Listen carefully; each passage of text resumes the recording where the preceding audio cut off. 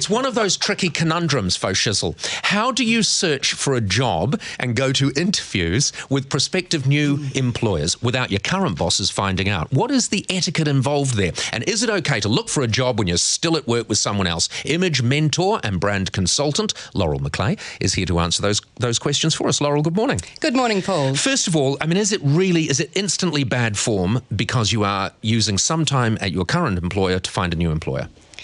Of course it's not, because they don't own you, do they? They're here and you're doing a great job for them, but we all have to face the facts that we might not stay in our own job for very long, and if we're not going to be able to do it during work hours, when can we do it? Well, when can you do it if you don't do it during work hours? I do think that there is an expectation that you could place with the people who are representing you and say, hey, look, I am in this role, particularly for people who are maybe rostered or in frontline roles. Right. They literally cannot get out unless they have a little white lie, I'm going to the dentist, I've got something going on. And so say, can I have a job interview first thing in the morning or last hang at on, night? that is a huge thing, to go to your employer out of the blue and say, I've got to go to a job interview tomorrow. Oh, no, sorry, I'm talking about to the recruitment consultant. To the recruitment consultant, representing you. That's right. Is it ever the right thing to do to go to your employer and say, look, I'm looking for another job, I might need a little bit of time off? I think it very much depends on why you're leaving. 75% of people leave because of their manager.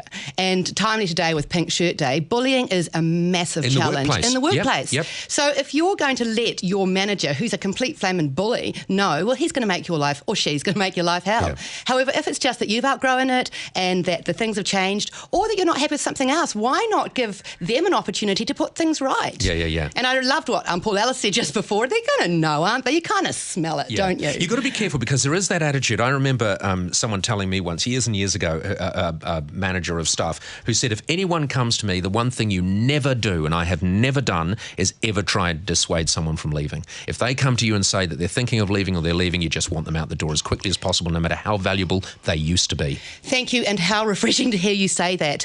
When in recruitment, you often get the challenge of the current employer counter-offering, and sometimes we're talking about $30,000, $50,000. So I'd be asking that question, why does it take till now to actually start to really value me? All right, very quickly, let's fly through these tips that you've given us. First of all, don't tell anyone at work. If you can, keep it quiet. Well, I think there's always instances of people that you trust that end up going and telling the person that you're looking for a job. Yeah, so just keep it quiet. Never badmouth your current employer. Well, I think that's pretty obvious, isn't it? And also not people within that industry either. And also the thing is, the person that you're trying to get a job with, they don't want you to have proved yourself to be disloyal or not honourable, do they? So showing some loyalty to your current employer with your new employer is not a bad idea, I wouldn't have thought. Don't use any of your current co-workers or supervisors as references. Do people do that? They do, because I think in some instances that the trust is, let's face it, we have extraordinarily great work relationships, don't we? So if it's a great mate of yours, there's sometimes I think you've got to trust. Yeah. And a couple of small things, it will give it away. Don't dress differently. Don't all of a sudden disappear for periods of time without there being a good reason. What you can do is you can actually get changed in the restrooms or somewhere like that, somewhere close to the place you're getting interviewed. We can be a little bit smarter about it. And lastly, don't get caught dressing in the restrooms. All right, Laurel, thank you very much for joining us. It's a pleasure having you. We'll put all of those tips on the website too, just in case you are hunkering around, deceitfully looking for another employer. All right, thank you very much, Hilary.